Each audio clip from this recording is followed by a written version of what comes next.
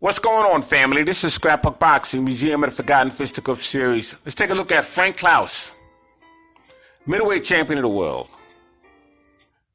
versus Jack Dillon, who would become the light heavyweight champion of the world. And these men would face each other several times. March 23rd, May 3rd of 1912, and December 6th, 1911. Now let's take a look at Frank Klaus. He was born December 30th, 1887, in Turtle Creek, right outside of Pittsburgh, Pennsylvania. He died February 8th, 1948, in Pittsburgh, Pennsylvania. Now, Pittsburgh, Pennsylvania had a lot of great fighters. Matter of fact, a lot of them were middleweights, such as Charlie Burley. And you had a very good fighter by the name of Billy Conn. And you had some other fighters that was in that middleweight division as well, such as Bulldog Harris. But as far as Frank Klaus is concerned, he stood 5'7.5". He weighed 150 to 163 pounds. Now he would be managed by George Engel.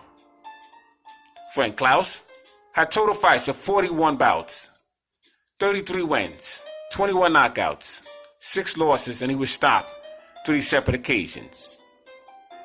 He would have 2 draws. Now, Frank Klaus was a short, stocky, two-fisted puncher that relied on an inside body attack.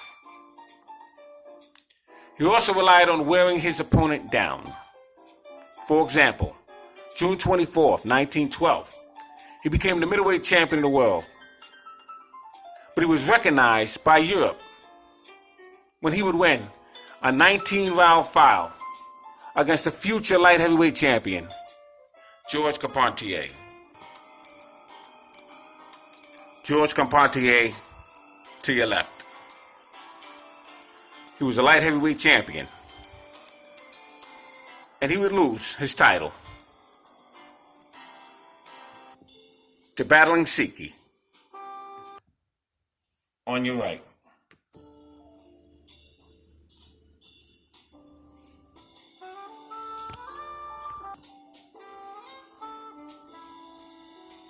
Now, Frank Klaus would defeat a future middleweight champion,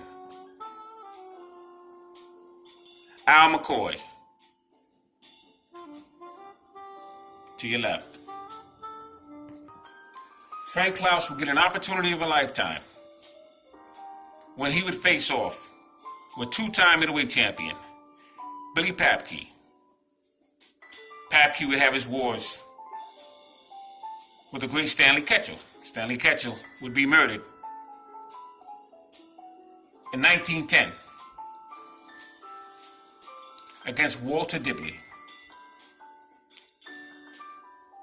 And so that belt was up for grabs. And the title would go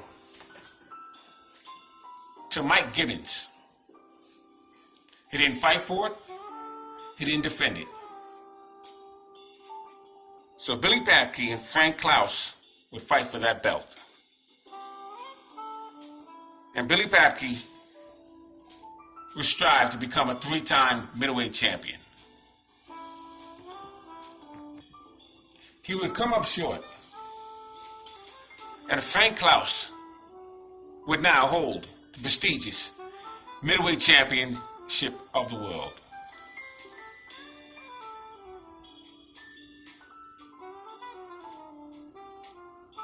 March 5th, 1913. Phenomenal. Now these men would face each other in Paris, France. October 11th, he lost the title to George Chip. But during his reign, he would face Stanley Ketchel. No decision in 6 rounds. Frank Mattel, who was also champion, knocked him out in 1 round. Jimmy Gardner fought him twice. Hugo Kelly, no decision in 6 rounds. He faced Billy Papke twice. And we defeat him in 15 rounds on a foul. And that's how he would become the middleweight champion. He would face Eddie McCarthy. Now, I've done a profile on Eddie McCarthy. Type in Eddie McCarthy, Scrapbook Boxing, and you'll learn more about Eddie McCarthy. But these two men would get it on as well. And this was one whale of a scrap. Between Frank Klaus and Eddie McCarthy. It would be a no decision in 6 rounds.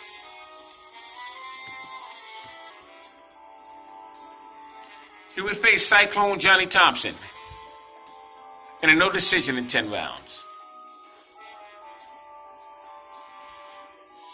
But then he would meet Jack Dillon, March 23rd, May 3rd, 1912, December 6, 1911, Pittsburgh, Pennsylvania, New York, Madison Square Garden, and San Francisco, California. Now, Jack Dillon, they call him the Culture Price, the Giant Slayer, and the Hoosier Bear Cat. He was born February 2nd, 1891, in Frankfort, Indiana. He stood 5'7.5" and he had a 72-inch reach. He was a light heavyweight champion. Now, he would die August 7th, 1942. He was 51 years of age at the time of his death. He had total bouts of 123 fights, 94 wins, 66 knockouts, 8 losses, and he was stopped 2 different occasions. He would have 15 draws, and he'd be in there with the likes of the great Harry Greb.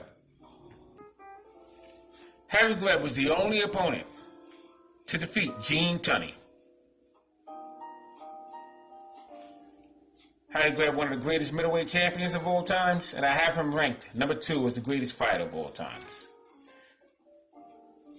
And that would be some fight with Jack Dillon and Harry Greb. He'd face Al McCoy. Al McCoy would become champion as well. He'd face St. Paul's middleweight, Billy Misk. Another phenomenal fighter was Billy Misk. He'd go many rounds with St. Paul's Mike O'Dowd. He would become champion as well. Jack Dillon would face Leo Florian Hope. Willie K.O. Brennan. K.O. Brennan was in there with Jack Dempsey in 1920. He would face Frank Mentel, another champion. Bob Mohar, very good fighter. Battling Levinsky, who would be a light heavyweight champion. Jack Twin Sullivan. Joe Thomas. Thomas and Sullivan would be in there with Stanley Ketchel. And he would face Frank Klaus twice. On Saturday, March 23rd, 1912, Frank Klaus had a fighting record of 60, 12, and 19 KOs. He fought him at Daly City, the Coffin Arena. And he would lose to him in 20 rounds. Klaus was 24, Dillon was 21. And at that time, Dillon had a fighting career record of 65-3 with 25 knockouts. They would face each other again, Friday, May 3rd, 1912. And at that time, Klaus had a fighting career record of 61-12, 25 knockouts. Fought him in New York's Madison Square Garden. He lost 10 rounds. Let me make a quick correction. Friday, May 3rd, 1912, Jack Dillon had a fighting career record of 61-12 and 25. Once again, he fought him in New York, Madison Square Garden. Saturday, March 23rd, 1912, Dillon had a fighting career record of 60-12 and 19. Fought him in Coffin Arena and Daly City.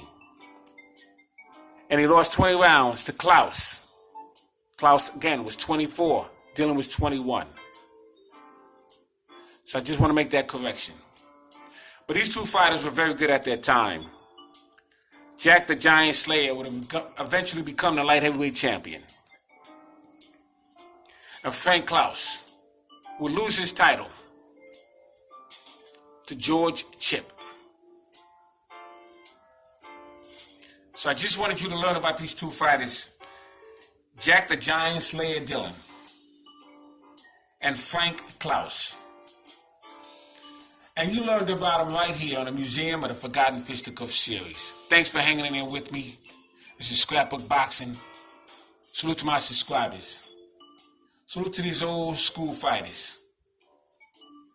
All great fights and all great fighters will never be forgotten on my channel. See you in the next video. Salute.